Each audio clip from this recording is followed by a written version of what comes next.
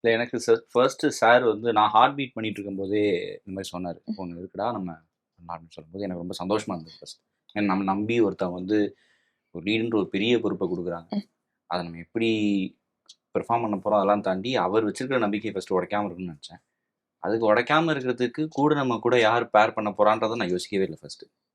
First director sir போய் அவர் என்ன test ஷூட்டில் என்ன சொல்கிறாரோ அதை பண்ணிட்டு இருக்கும்போது 2-3 பேர் டெஸ்ட் ஷூட் எடுத்தாங்க.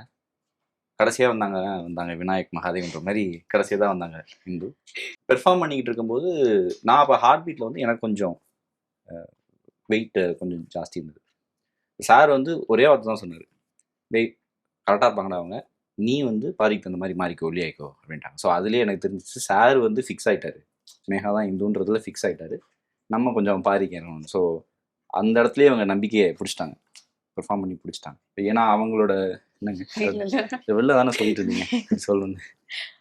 So I was very happy. ஏன்னா ஒரு காம்போ ஒர்க் ஆகணும், டேரக்டர் என்ன தான் சொல்கிறது வந்து பெர்ஃபார்ம் பண்ணணும்னாலும் ஒரு காம்போவாக நம்ம ஒர்க் ஆகினா தான் அது பாரி இந்துன்ற கேரக்டர் வந்து கனெக்ட் ஆகிறதுக்கு எந்த ஒரு கேரக்டர் இருந்தாலுமே.